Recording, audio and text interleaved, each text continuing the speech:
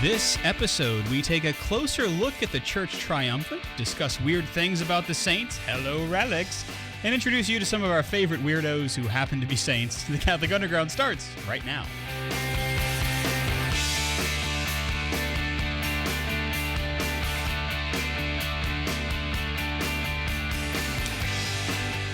Oh yeah, you have hit the play button on the Catholic Underground. We are a podcast cutting through the noise and hopefully bringing you the topics that matter. It's episode number 433 for those of you who are keeping score on your tally sheet at home. I'm Father Chris Decker, a priest of the Diocese of Baton Rouge in Louisiana, and joining me, also in Louisiana, we've got Kathleen Lee. Hey, Kathleen. Hey, how are you?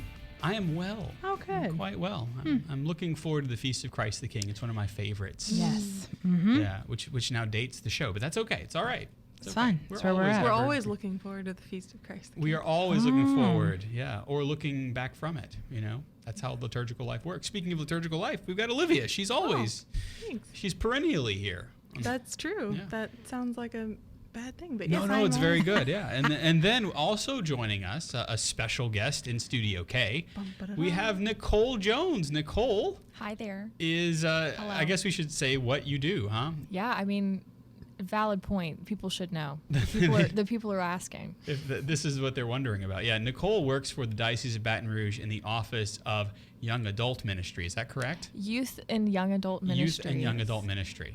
Programs. What is the coordinator of Youth and Young Adult Ministry programs or something? Yeah, program coordinator. Yeah, She does. It's She a does lot the of word things. salad. Everyone That's has right. different names for it. Yeah, so you put things together for our youth and young adult in our diocese. Precisely. I didn't mean young adult singular. There are more than one. I know you're out there. I mean, hey, I am the young adult. You I'm are the doing young all adult this in that for me. office. That's true. Also young adults, huh? We have Albert, who's up on the Jeff Star 1, who is running the audio for us for this broadcast, as well as Ed Ball, who is in the ball pit. Yay! Huzzah! It's an What made it inside even joke. better was like the look of ugh on your face before you said it. Yeah, he's in the video zone. Yes. Working on That's the video. boring, if but you're watching okay. this, yeah.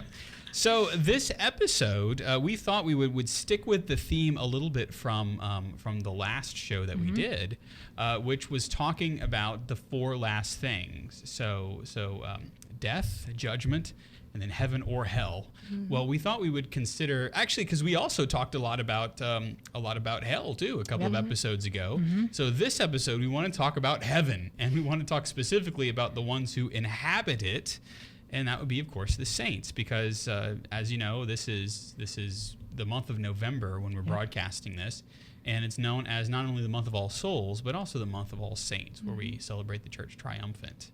And I like to use that phrase because I don't think we use it enough. Triumphant. Oh yeah, I don't think people have a like you ask like what are the different like parts of the church, you know, and people will say like what do you, the priests, the lay people, and it's like no like there's the church on earth, but then what else is there? And they're like, I really don't have no idea, because the people don't think of like the church as anything but like the institution. That's right. Yeah. We typically think of what we can see, right? Yeah. And so that's St. Peter's at the Vatican. That's your parish church. Is, yeah. But isn't it cool how when you use those titles, like when you talk to young people about being the church militant, they're like, what? I'm like, what? And I'm like, What is yeah, my get job? excited about that. Yeah. Like, Yeah, and some people kind of are thrown off by the kind of militaristic language, right? Church triumphant, you have one. The saints in heaven are the church triumphant. Right. The church militant are the ones who are fighting on. And then, of course, you have the church suffering, right? The church that is that are presently awaiting beatitude in purgatory. And so... I think it's a beautiful thing too, especially like, I mean, the way we do confirmation in our diocese, it's high school students, you know, juniors, maybe some sophomores, but I think it's a beautiful thing to remind them like this is your full initiation into the church militant, like you are a warrior for Christ. That's right. And I think that like the ones who have that kind of at the forefront of their mind, those are the ones who come out and they're like want to be Joan of Arc, you know, like they want to be St. Michael, because they realize that they have this fight, this fervor in them. They just need to apply it to something. Right. You That's know? the thing I think we perhaps shortchange our young people on is we don't give them the vocabulary to realize that they are, in fact, they are pressed into service by the Lord, right? Their baptism begins it.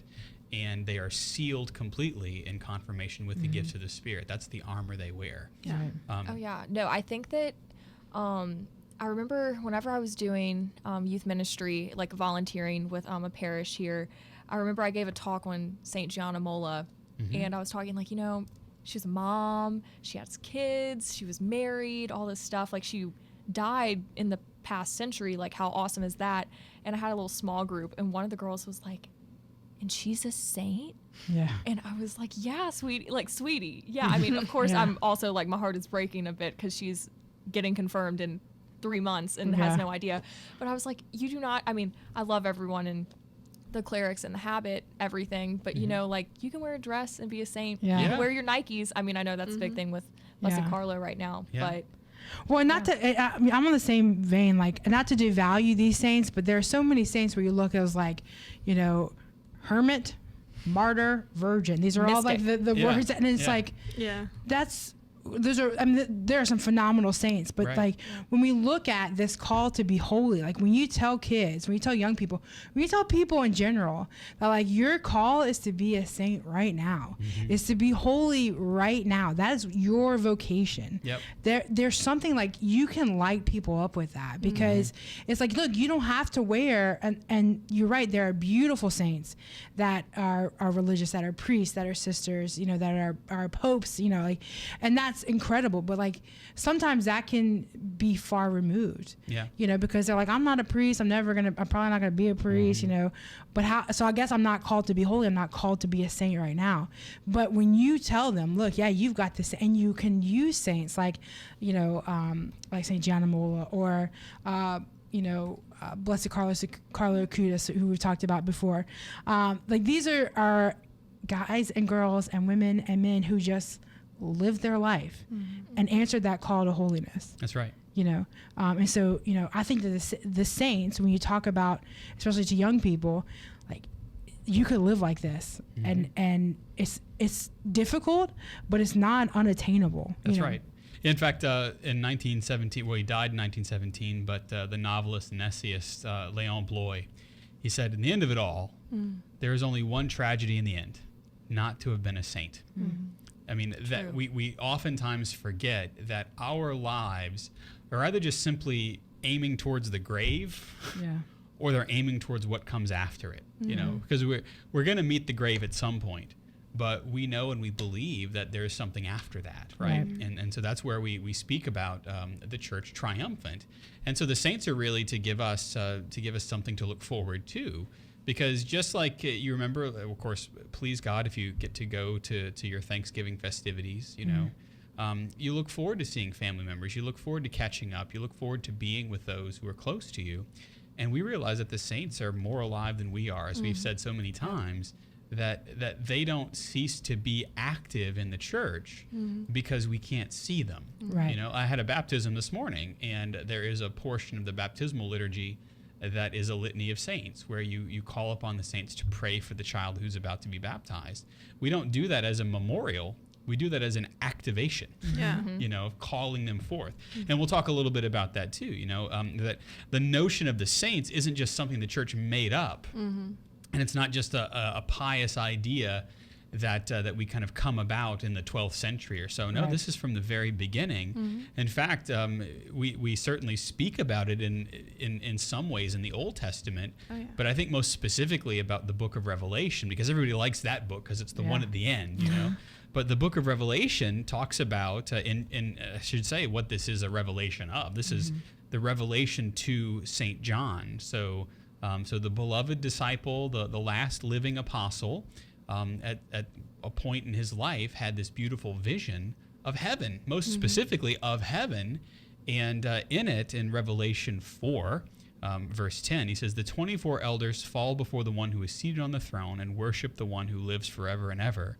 They cast their crowns before the throne, singing, you are worthy, our Lord and God, to receive glory and honor and power, for you created all things, and by your will they existed and were created. So there are 24 elders that are before the throne of the Lamb, who is, of course, Jesus, and they are worshiping him, first of all.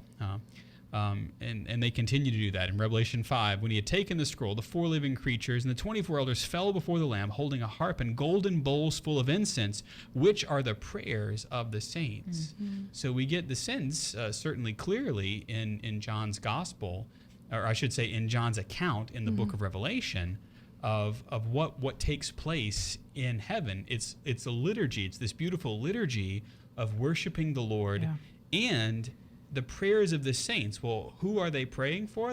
A saint doesn't need to pray for themselves if they're already in heaven, but a saint then offers these bowls of incense of prayer for us. Yeah. And so there's a real notion of our family. Yeah. Well, and we also hear in Revelation too about and I don't remember the exact citation, about the prayers of the saints rising like incense into heaven. Mm-hmm. Yeah. Right. And so the prayers of the saints, it's not just those who are in heaven, right, but us here and now, right? And I think that's a tradition that comes from the Old Testament, like you were saying too. This is not just something that's it's only in the New Testament. It's kind of an invention, right? But the Old Testament, we hear about the what are called the Anawim, and it's the poor ones. That's right, the widows, the orphans. And it's very much what we hear about in the Beatitudes, the ones who are poor in spirit, right? Because they will see God. So the ones who were the Anawim, they're considered the real Israel, right? Yeah. So the ones closest to the Lord, and because they have nothing else. You might overlook them because they don't look very stately or anything, right? But they're the ones who they keep the law imprinted upon their hearts, right? Those are the ones who find their refuge, their hope in the Lord. And that's sanctity. So if we're living like that already now, well, then we are the saints, right? That's right. And we forget that too, is that we don't just achieve sainthood whenever we're canonized. Right. Canonization, of course, is the process by which the Holy Father, the Pope, by the authority given to him in his role as a successor of Peter, can, after scrutiny, determine that a person has lived a life worthy of emulation. And because miracles have been granted by asking the prayers of this particular person, those miracles have been granted, the Holy Father can say, well, a person who is in purgatory or hell can't grant miracles, and so that if these miracles have been granted as a result of this intercession, then this person is in beatitude, and eternal beatitude is in the presence of the Lord, and so they are therefore saints. Well, my brothers and sisters, whenever we leave the confessional, we are as close to saints as we possibly can be, because we have been cleansed not only of original sin and baptism, but we are cleansed of the actual sins that we commit, day to day to day. Even the just man falls 7 times, from the book of Proverbs, I believe. And so once we are cleansed from our sins and we're set back out on the path, absolutely, sainthood is our goal.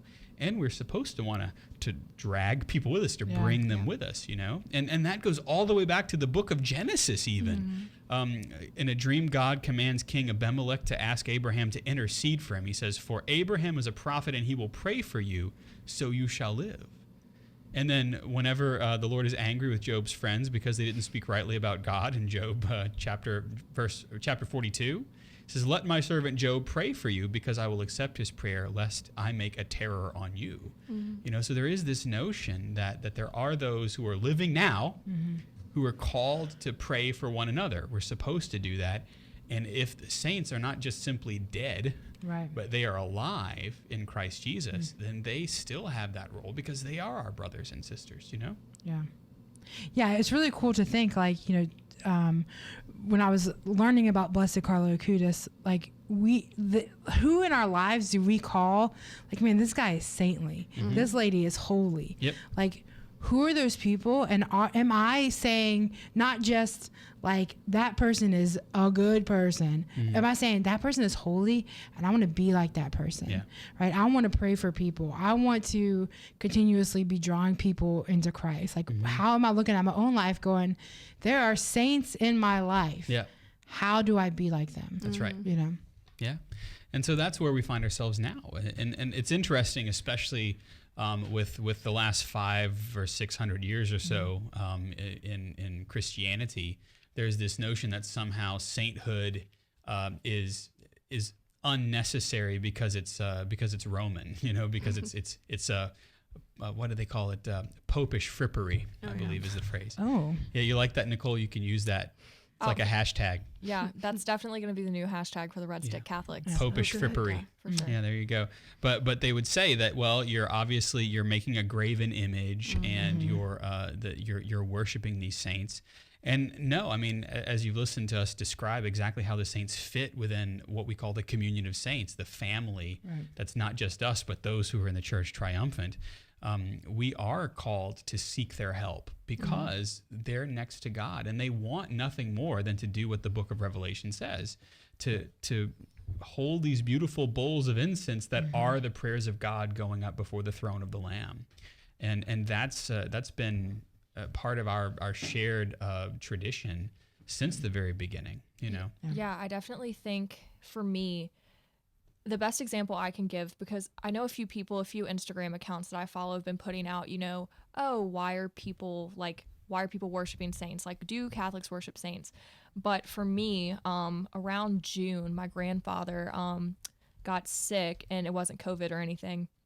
But he had always had health problems like my whole life. It's not like new or anything like that.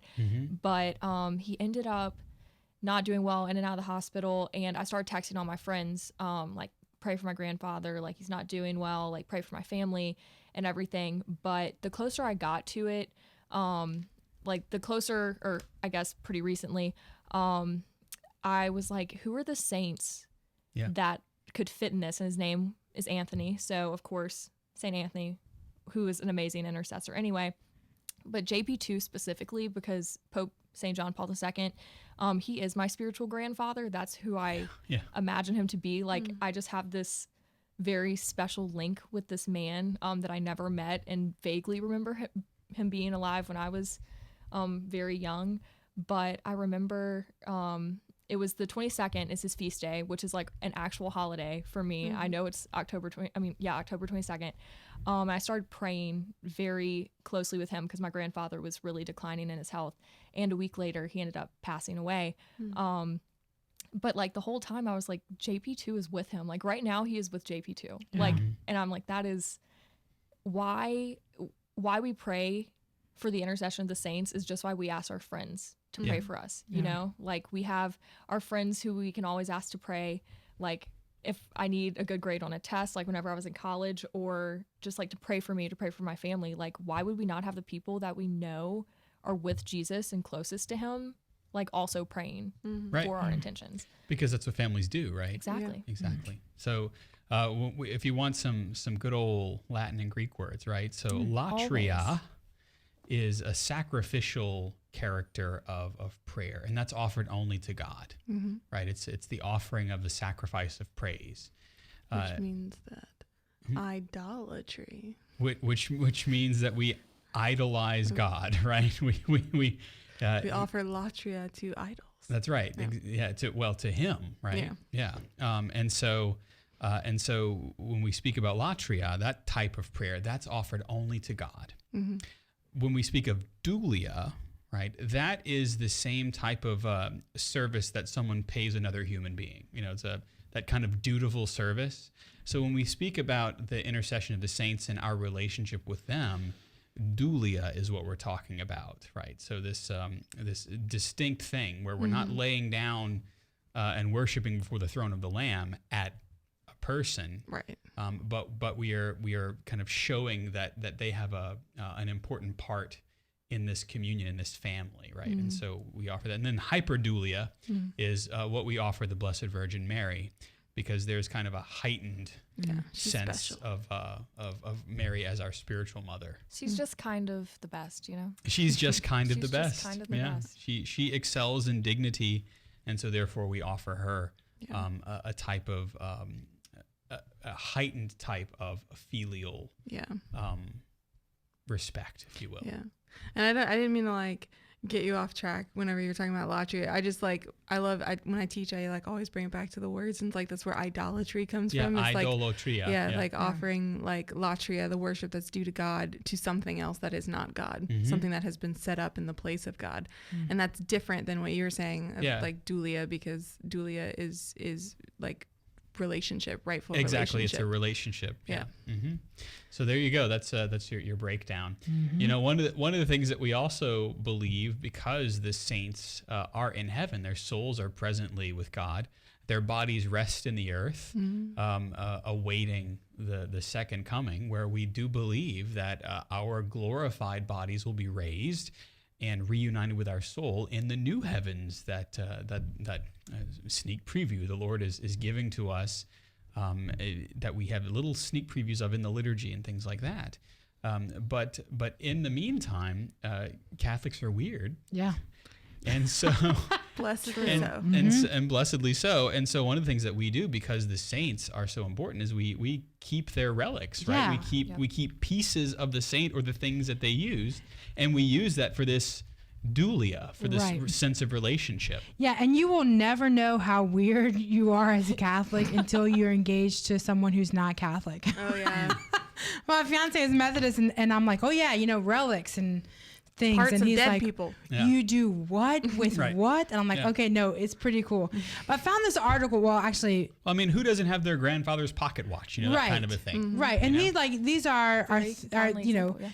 Yeah, Yeah. I mean, there are things that we keep to remember of them. These are physical things, but Jim Hayes, shout out to Jim Hayes, who is a Yay. complete saint himself. He found some articles, and I was reading about this article about this guy, an interview with this guy, Father Carlos Martins, and he is, and I did not know this existed. He is what's called a custos. A custodian, right? I'm getting there. Oh, sorry. I'm trying to pronounce it right. Oh, you're speaking the Latin. Yes. Custos. Oh, sorry. Okay. Reliquarum. Okay. Yeah. Good. Yep. You got So anyways, what that is an ecclesiastically appointed curate of relics with the authority to issue relics. Okay. Now, he answers all these questions about what is a relic. So let's just start. Like, what is a relic? Okay. Relics are physical objects that have a direct association with the saints or with our Lord. Now, there are three classes, and you may know this already. There are three classes to relics, these physical remnants of the saints, or Our Lady, or even Jesus himself. And the first class, right, first class relic is a body part or a fragment of the body, or a whole body of a saint, such as bone or flesh, hair, blood, hair, organs. We have some organs of the saints. Yeah, Pretty like cool. the We heart of John sound Vianney. psycho. Right? We do sound Right psycho now. right In now. the best way. Yes, but this is so cool. Okay, the second class is something that a saint personally owned. So maybe a piece of clothing that they wore all the time, or Their a habit, book, or- right? yeah. Or Padre Pio's gloves would be a second class relic. And a third class relic are those items that a saint may have touched, or that have been touched to a first, second, or another third class relic of a saint. Yeah. So these are, I'm like, Exactly. the closer you are to a saint, right? The number changes first, right? Yeah. First is of the saint themselves. And so these relics are things, what do you have? I got a third class relic of Maximilian Kolbe. Oh yeah. Cool. Yeah. Yeah, because all that actually remains of Maximilian Kolbe are hairs. Hairs Yeah. were collected before he went off to Yeah. Auschwitz, Yeah. and so Yeah, and typically those are your Yeah, first it was collect- touched to one of his beard hairs. Yeah.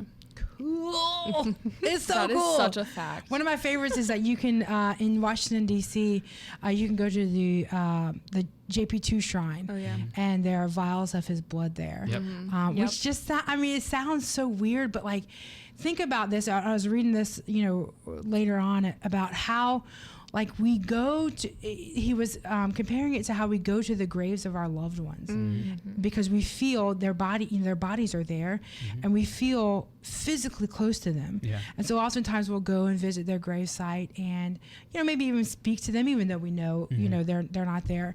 But how much closer can you get to a saint than something that is of their body, or that has touched them, or that they wore, or or used. yeah. So cool. Right? And it's important to note that we venerate these things. We don't worship them. Right. They are not, They're not talismans or anything like that. Right. And they, even he goes on to talk about how how through these relics, right, many people have experienced spiritual and physical healing, right? But it's important to note that, like, that relic does not, in and of itself, heal anyone. Right. God uses that, right, as he does all other things to bring about healing or to bring about a miracle, should he see fit. Like, you know, it's not an end-all be-all if you know, are on your deathbed and you get a relic placed next to you of even, you know, of even, say something like the true cross, right? There is definite, you know, there are definite things that God can use, right. That relic for, but it's not a cure-all. It's kind of no, and it's a reflection certainly of our faith that God wishes to work through created things, because he does, right? The sacraments are the most important signs that he is at work, is that the sacraments are those encounters with Christ himself. And so a relic would be considered a sacramental. It points to Christ working himself in and through his church. And so, our faith that God can use these holy things and that we can ask the intercessions of the saint whose relic we're holding. That's not magic in any way, shape, or form, but it is the result of a relationship, a close relationship. And how much do we say that we are the sacraments, a visible sign of an invisible reality?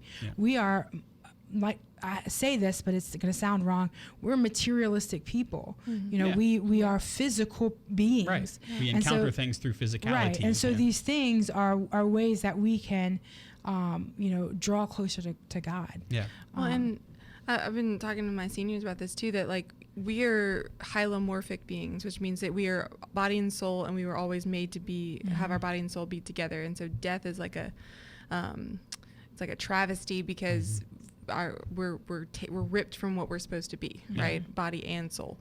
And so like I love that we venerate things like, you know, relics and parts of people's body. Like, it is weird to a certain extent, but it's also very like deeply personal, because we're recognizing that this is still the person, right? This is still it's an aspect of the person. That's right, and it's also a sign of great hope, right? Yeah. And that's what our veneration of the saints is. Well, we're going to talk about more saints, and specifically some saints for the Catholic Underground. So stay right there. We'll be right back after this.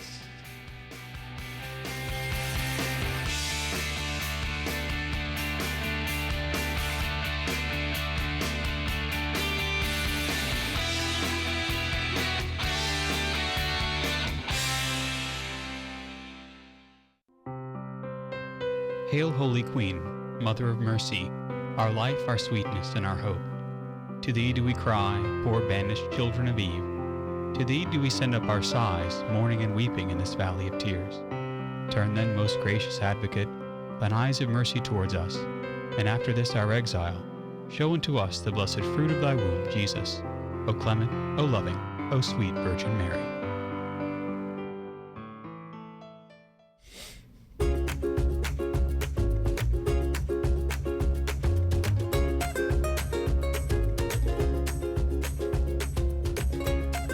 Well, welcome back, y'all. It is the Catholic Underground. We are the podcast that tries to cut through the noise and, help you find the things that matter. And we're talking about some things that really do matter today as we venerate the saints in the month of November.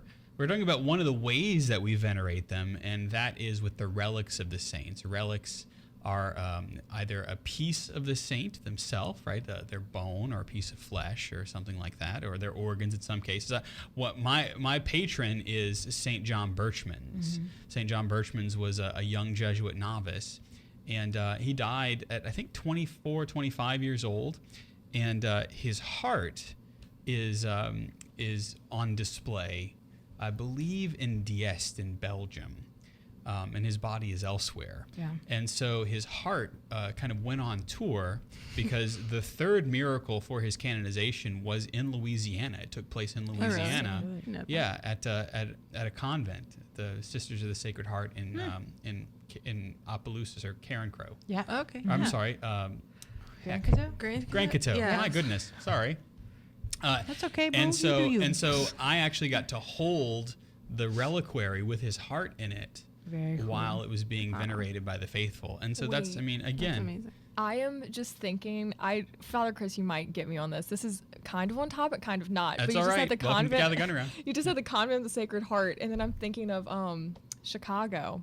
If you think of Chicago, whenever, you know, where you come from, Mississippi, Convent of the Sacred Heart. I don't know if that makes any sense to anybody, but there's a reference. I'm wondering, is that like the real church? Is that the convent? Were they making a real reference? Well, if they were, I don't know. Oh, darn. Well, someone figure this out for me. Yeah. Yeah, exactly. But no, it was the Academy of the Sacred Heart, which was a convent. Right. Yeah. And so these are the things that we do as Catholics, right? And so that would be a first-class relic. Right. Second-class relic is something that the saint wore, or something that they use, like their prayer book, their breviary, or something like that.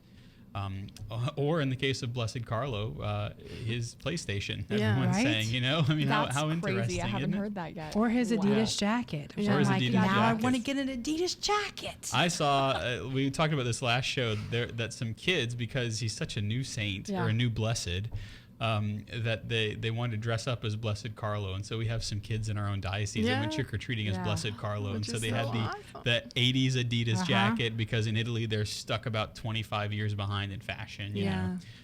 And the Nike shoes and all of that, And that's one of the curly thing that we hairs. do, is to dress up as saints too. That's also a weird Catholic thing. Well, one other thing during the last couple of weeks when we were, you know, experiencing this beatification process of Blessed Carlo is the question of like what is the process and where do we get relics? Like, you know, it's not like they die and we just start, you know, dismembering the body, you know.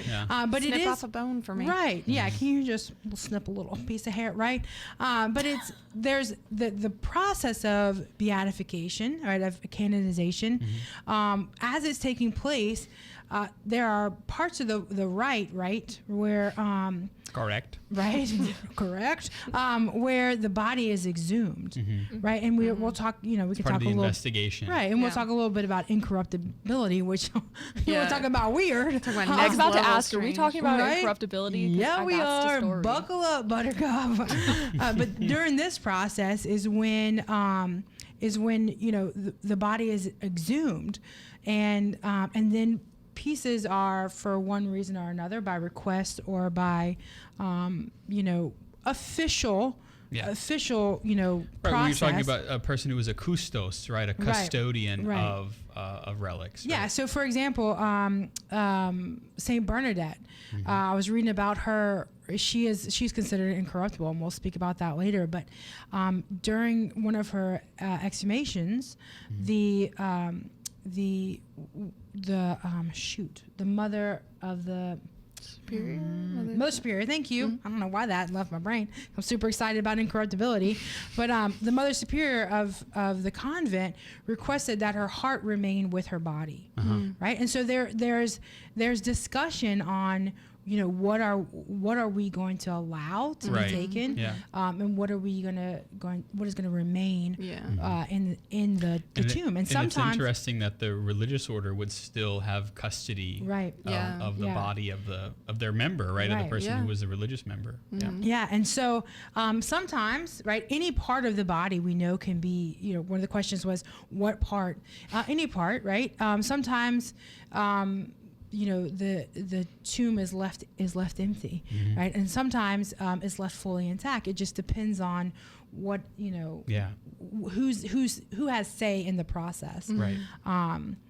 And so, and then those relics are translated. That's the Right. official word for it, into a church or a chapel or an oratory Right. after the relics have been identified. Right. And of course, it can't be said enough that only the church has the jurisdictional. Jurisdictional. They have the Jurisdiction? authority juridical. to do that. Thank you very much. Right. But I read a story about Saint Catherine of Siena, which was really interesting. After she died in Rome, and the people of Siena wanted to venerate her, and so they knew they broke into Rome, and they knew they wouldn't be able to take her whole body, and so they took her head, and Fantastic. and now this was probably way before any kind of formal process was Right. in place. But when they were leaving, they got stopped by the guards of the city, and they prayed to St. Catherine, and they were like, help we us gonna out, get right? out So they said, open your bag, and they were like, shoot, right? And so they opened their bag, and according to the story, the bag was full of roses, and they were able to leave the city. When they got back to her home in Siena, her head reappeared, and they were able to translate it to the altar. Right. There.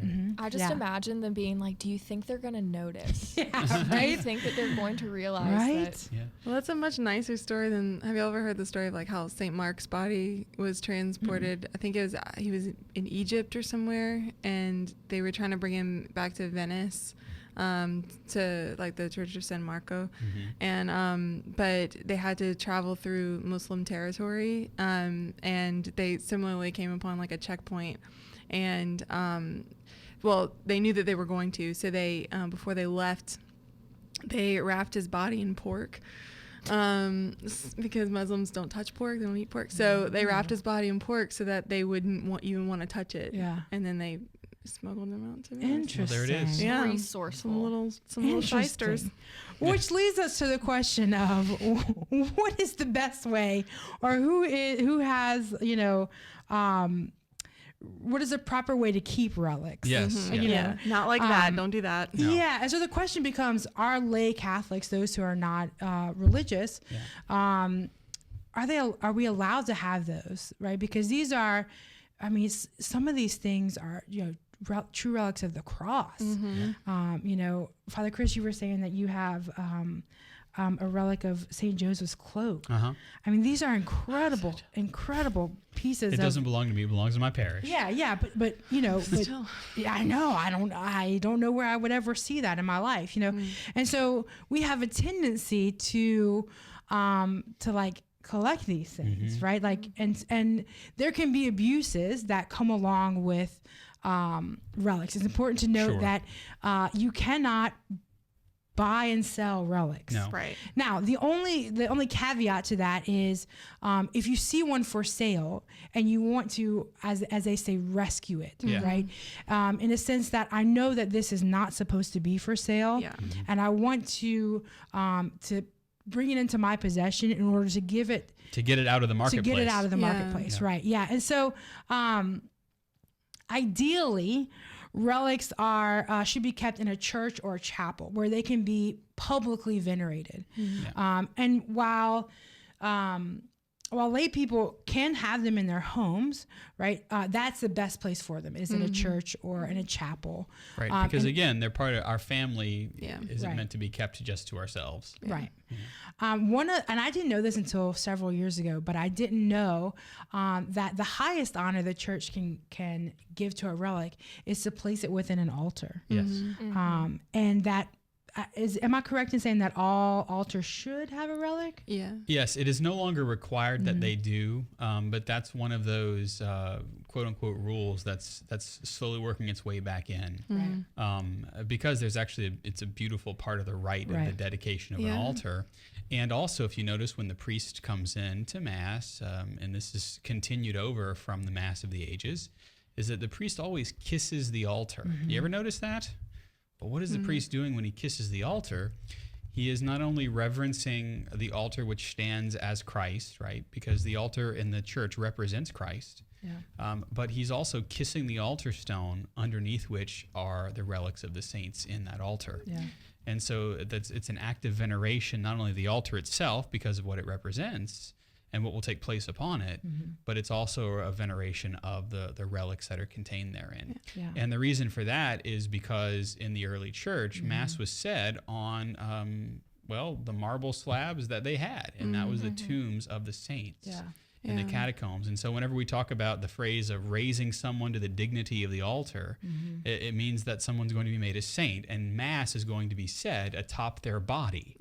And so the way that that we kind of shorthand that is we place those altar relics within altars. And it's in That's from the book of Revelation too. Yeah, like the fifth seal is I saw under the altar the souls of those who had been slain for the word of God and for the witness they had borne, and they cry out, "O sovereign Lord, holy and true." Yep. Right. So like they are proclaiming what's about to happen on the altar. That's right. They are once again performing that latria, worshiping God. Again, the saints are not dead. Yeah. Right. They are more alive than we are. And so they even have a part to play in the liturgy of the Mass, even still today. Yeah, and so it's also important to note that authenticity of these relics is pretty important, and most come with paperwork. That's right. Well, it is. Yeah. I mean, we would call it perhaps a certificate of authenticity in the best sense of the word. That's exactly what it is. There are religious orders, and then of course the Congregation for the Saints, etc. And if the person is a saint from a particular religious order, there is someone in the religious order that handles the bestowing of relics and the authenticity certificates. Yeah, I remember when I went to Poland for World Youth Day, a priest friend of mine, Father Paul, was at a church called Divine Mercy here in New Orleans, and he requested, it was like this whole back and forth, but he requested for their parish a relic of St. Faustina, because we went to her shrine, and it was beautiful, and he was so humble, and so, but I remember, like I met him in the hallway, and he was like, "Kathleen," and I was like, "What?" And he was like, "Do you want to see her?" And I was like, "Yeah, I do." Right. And I venerated her right there in the hallway, and it was so beautiful. Right. But it was a process. They don't just, hand them out. No, absolutely not. No. So you can request them, but oftentimes it has to be in a kind of a special way, right? And typically it has to be done through a parish church or something like that. Yeah. Well, and he requested it for his parish. Right. Yeah. So interesting, beautiful. Yeah, there you go. So we move from that to perhaps kind of like a mega section of patron saint bingo. Yeah. Because again, we tend to sometimes halo effect all the saints by thinking, well, they didn't, their feet never quite touched the ground while they were on earth, Right. They were the veal of humanity. They were just, never. Yeah, no, don't use that phrase. And so I'm already cross stitching that on a pillow. No, don't do that. And so, but no, that's not the case. Some of the saints, a lot of the saints have kind of weird stories. Yeah. And Kathleen loves weird stories. I do love weird stories. We love the weird. Look, and that's I was talking to my students about the fall of Jericho, and I was like, look, this is how God works. Like, would it make sense that a human being could walk up to, a human being army could walk up to a city, attack it, and it falls to the ground? Yeah. Does it make sense that same human army can walk up to a city, walk around it for 7 days, and then it just fall to the ground? And they were like, no. And I was like, okay, well, who is in charge of that? Who is responsible? God, right? This is how, like, when you talk about the stories of the saints, many of them we know, right? You've heard about Mother Teresa. You've heard about John Paul II. You've heard, about all the apostles, right? St. Peter. And they have incredible stories, right? And stories that are well known. But here are a few that just I don't know. They get me excited because I look at them and I go, my life's kind of weird. Yeah. I could, look, we're hanging out. Like, we could be, those are the saints that I put in my little saint toolbox, are the weirdos. Mm-hmm. Okay. So first we have St. Margaret, and she was actually born to a pagan family, so she wasn't Christian, right? And she converted to Christianity as a young woman. And she was actually thrown into prison for thwarting the advances of Olibrius. And he was a Roman governor. You don't do that. Right. And so we've heard this story before, right? That a very pious, chaste young woman has said, no, I don't want to get married to this, usually non-Christian, right? And so she was tortured while she was in prison. And then Satan came to her as a dragon. And here's where it gets interesting, right? The dragon ate her. Just tried to gobble her up. Yep. He did. But the cross that was on her neck, soured the stomach of this dragon. Right. And then That's not enough. She used the cross to cut herself free out of the belly of the beast. It's like a way more metal story of Jonah. Yes. Not that Really? that's already not Jonah, super or like metal. Hercules. Think Right? of that, Yeah. Hercules whenever he's in Hydra and then he Yeah. Oh, that's true. beheads. What did you do this summer? I cut my way out the belly of the beast. Satan. Literally. Right? Yeah. Literally. Literally. Right? And so St. Margaret, she's the patron saint of pregnant women, the sick, and of peasants. And she was actually one of the most popular saints in medieval England. I could see why. Yeah. It's got a legit story. The next guy is one of my Oh, favorites. I love this Saint one. Denis. Yeah. Lived in Paris Right. during the 3rd century, and he was the first bishop of Paris, right? The 1st bishop of that kind of newly formed country, and so he's often called the apostle to France. And so he was very good at his job, and he infuriated all the officials because Christianity was growing. In fact, this is about the time where we would begin to call France the eldest daughter of the church, because so many were converted to Christianity, especially at the preaching of Saint Denis, and or Saint Denis, if you want the anglicization of it. The Kathleenization. The Kathleenization. He was imprisoned by the officials, and he was sent to be executed by the pagans, right? Like, get this guy out of the way. So, as is often happens, is like, do you have any last words? And of course, Saint Denis is a bishop, so so Bishop Denis begins to preach, and while he is preaching, he is beheaded. But though he had been beheaded, he just simply picked his head up and kept preaching. As you should. And then, as the homily ended, as he finished his sermon, then he died. And the reality is that he and his 2 clergymen were beheaded on the highest hill in Paris. Their bodies were taken from the river to be buried, and a chapel was built over his tomb. And you can certainly venerate Saint Denis to this day. It's a beautiful church. That's one of the ways that they authenticate relics. Yeah. They were talking about how, especially the older ones, are easier to authenticate because usually a chapel is built over their tomb. Yeah, right. Yeah. Yeah. Right. Yeah. Like St. Peter's at the Vatican. Yeah, tradition does wonders for preserving history. That's right. We should say it again. Tradition does wonders in preserving history. Yeah. I tell my students that whenever we're learning about tradition and they're like, this isn't a reliable way to, yes, it is. Like St. Helena could go to Rome and go to Jerusalem and find the places that Jesus was killed, the Pilate's house, all these different the true cross. She was able to find all of these things because they'd been preserved. Yeah. Anyway. Immediately, nearly. The faithful had to go dark and they kept what was sacred. That's right. Yeah. Anyway, that's a story for another day. But I really like another weird saint that my students really like clicked with for some reason, which I don't know why. But Saint Simeon, he was a stylite. So like in the beginning of like monasticism, early monasticism, there were this kind of monks. Before like you had like formalized monasticism, there were these kinds of monks like hermits and other ones, but there were stylites, and there were a particular type of prayerful person who would live on a pillar. Like a big stone tower. Yes, like a big stone tower. They would just live on the top of it. I'm with And that is weird. Yeah, right. Some people went into caves. They went on top of a pillar. Why not? And so I told when I was teaching church history last year, I told that to my students, and they were just for some reason just locked onto that, and they loved that. Don't know why.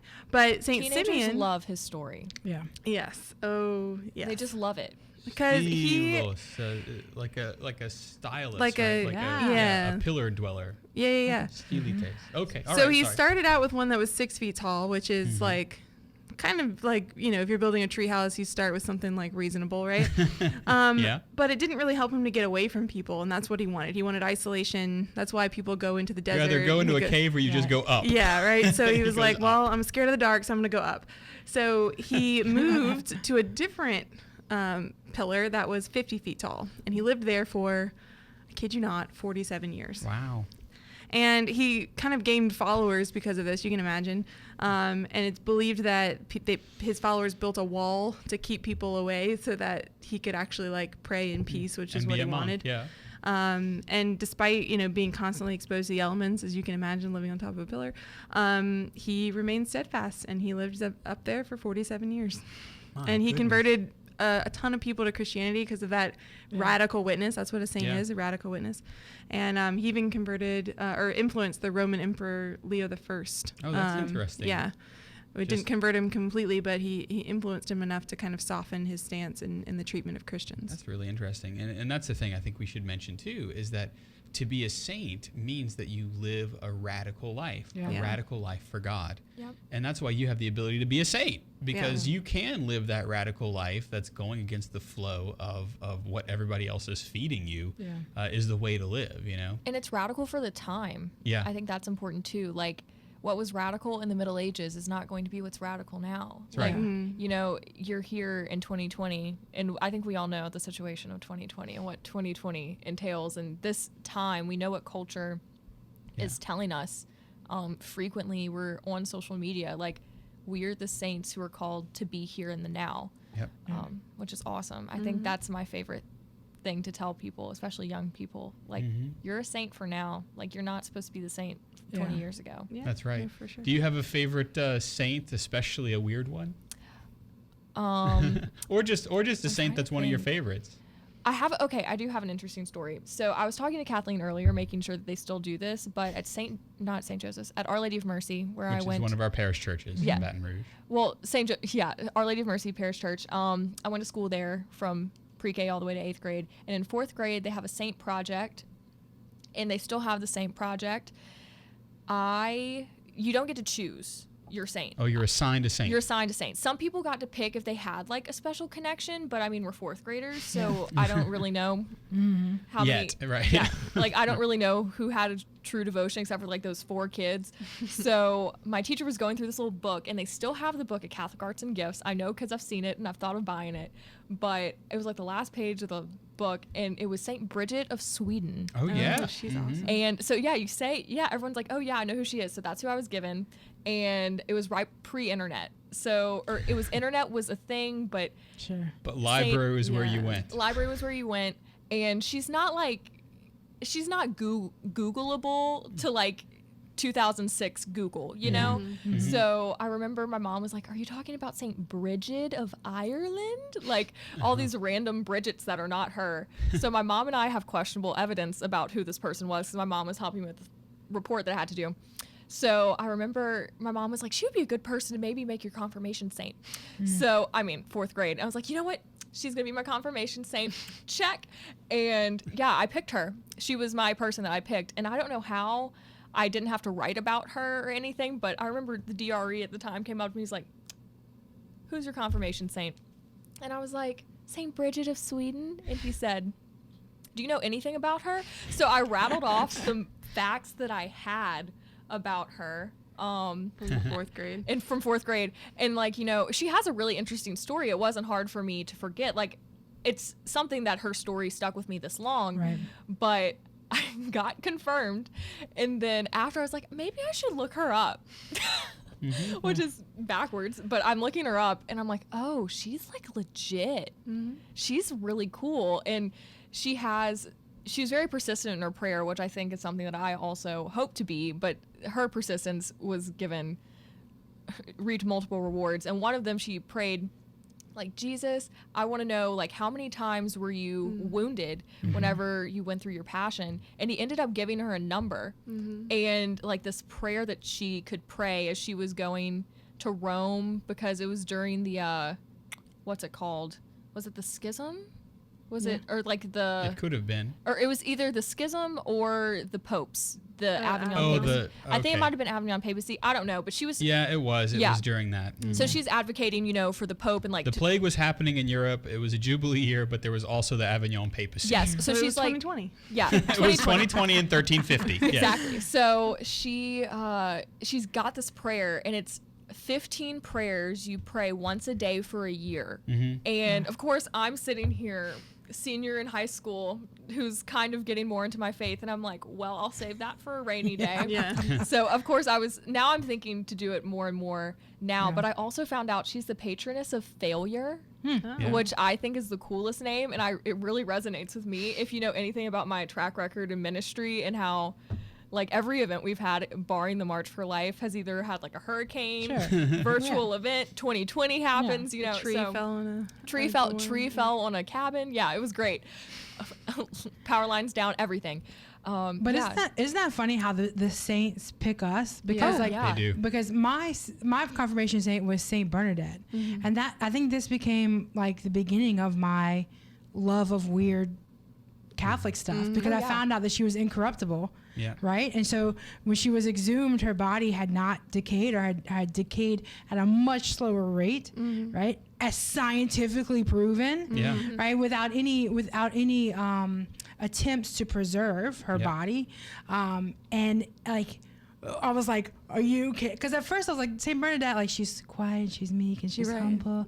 Nothing like me, right? And then I started to learn about her, and it was like she said, yeah, you may be nothing like me, but you desire to be. And I'm like, all right, lady. Slice to the heart. And then like, but isn't that interesting how these saints, like they have these interesting stories, and we're drawn into the saints, but really when they draw us in, they're saying, yeah, I'm drawing you in though, because I want you to know my experience with the Lord. Yeah. So I'm drawing you into that experience, right? And so the saints really do, like, we can make our own arsenal of saints, but they pick us. They really and do. we could tell. I mean, we could have tell an some after stories. show for hours about that, about how the saints, particular saints in all of our lives, have real. chosen us. Right? That's right. And so that can be something that you can do in your own prayer, is to say, is to open yourself up and say, Lord, show me my family, show me the saints that want to be my intercessors, and believe me, they will begin to manifest themselves in your life, and that's a beautiful thing. To talk a little bit briefly about Saint Bridget, what happened in prayer is the Lord said to Saint Bridget, I received 5,480 blows upon my body. If you want to honor them in some way, recite 15 Our Fathers and 15 Hail Marys with the following prayers, which I will teach you for an entire year. When the year is finished, you will have honored each of my wounds. And those prayers became known as the 15 O's, because they begin like, O Jesu, O Rex, O Domini Jesu, right? And so what a beautiful thing. And that's part of the weirdness and the beauty of our Catholic faith. My goodness. Well, it's been a fantastic show, and we got so many more saints, but we do. We should say, as always, the Catholic Underground is made possible by viewers, listeners, and prayer warriors like you, and also by benefactors like you. You can become an official Undergrounder today by going to catholicunderground.com/donate. We're excited because we've got some new equipment that's coming in to help us bring you a flashier, better, and more enjoyable show. So thank you to our benefactors. You can also help us out by letting others know about us. So like us, heart us, star us on your platform of choice. And if you're listening to us in podcast form, leave a review and a favorable comment in your podcastador. Our panelists have been Kathleen Lee. Thank you, Kathleen. Anytime. Olivia Gulino. Thank you, Olivia. Thanks. Nicole Jones. She's at Nickelodeon_3 on Instagram. Thank you, Nicole. No problem. I'm happy to be here. Oh, we're glad you've been here. Also, Ed Ball's in the video cave. We've got Albert, who's been running the audio for us. Jim Hayes is our research assistant with his crew in the lab. And, well, you know me. I'm Father Chris Decker. I'm on Instagram and Twitter at Digital Catholic. And you've been listening to the Catholic Underground. We are trying to cut through the noise so that you can find that still small voice. We'll see you next time.